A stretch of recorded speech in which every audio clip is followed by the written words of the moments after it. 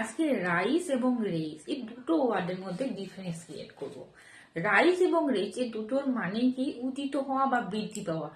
আমরা জানি rise, RISE rise, rise মানে হচ্ছে কি উদিত হওয়া, আর RAISE রেজ মানে কি বৃদ্ধি পাওয়া। কিন্তু এই দুটোর ডেফিনিশনকে আমি একটু অন্যভাবে মডিফাই করে দিই। মনে রাখবে RISE রাইজ, রাইজ হচ্ছে ইন্ট্রানজেটিভ ভার্ব।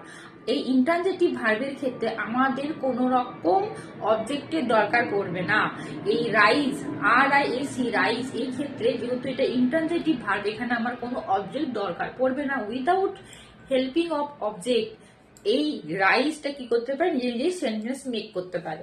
আর রেজ, RAISE রেজ, এখানে এটা যেহেতু ট্রানজেটিভ ভার্ব, এখানে কি হবে, আমার একটা অবজেক্টের দরকার পড়বে, মানে আমার একটা অবজেক্টের হেল্প লাগবে। তো সেই ক্ষেত্রে কি হবে, রেজের ক্ষেত্রে আমার একটা অবজেক্টের দরকার পড়বে। তো আমি প্রথমে রাইজের একটা এক্সাম্পল দিই। The sun rises in the east. Clear?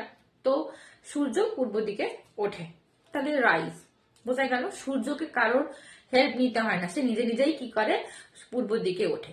এবার তোমরা আমাকে এই রেজ, RAISE রেজের একটা তোমরা আমাকে এক্সাম্পল দাও, তাহলে বুঝতে পারবো তোমরা রাইজ এবং রেজের মধ্যে ডেফিনেশনটা ক্লিয়ার করতে পেরেছো।